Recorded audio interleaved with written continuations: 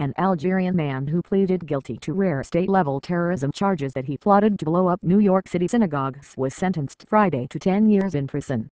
Hamid Farhani was one of two men arrested in a May 2011 weapons buying sting. Police called him a homegrown terrorist out to avenge abuse of Muslims around the world, but a grand jury declined to indict Farhani and co-defendant on a top-level terror conspiracy charge. Farhani apologized to his family in court, saying he was sorry for humiliating them and he would spend his years behind bars strengthening his mind and character. An undercover detective wearing a wire tracked Farhani for several months, overhearing the unemployed aspiring actor say he hated Jews and was fed up with the way Muslims were treated around the world, authorities said.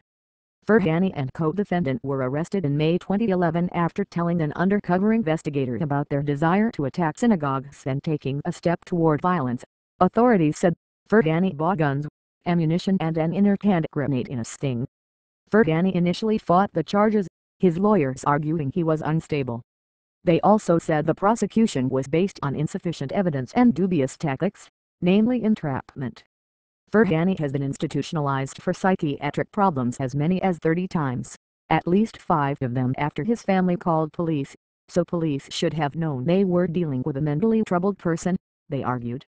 But Farhani pleaded guilty in December to conspiracy as a crime of terrorism, criminal possession of a weapon as a crime of terrorism, criminal sale of a firearm as a crime of terrorism and other charges. He would have faced more prison time had he been convicted at trial.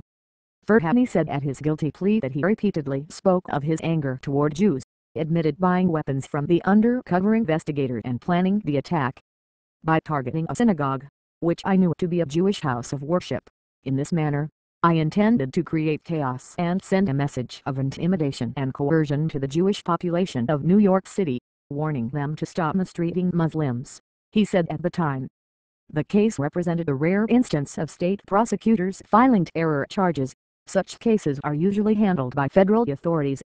On Friday, District Attorney Cyrus R. Vance, Jr. said the sentencing was an important first. This defendant was convicted and sentenced under anti-terrorism laws that enabled local police and prosecutors to protect our communities from terrorist threats, he said. Violent plots like Hamid Farhani's endanger all New Yorkers.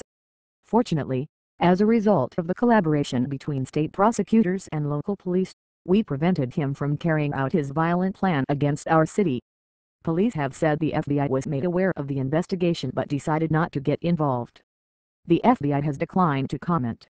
But a law enforcement official, who wasn't authorized to speak publicly and spoke on condition of anonymity, has told the Associated Press the FBI had reservations about how the probe was conducted and concluded the allegations weren't worthy of a federal terrorism case. The case against co-conspirator Mohammed Mamdouh is still pending.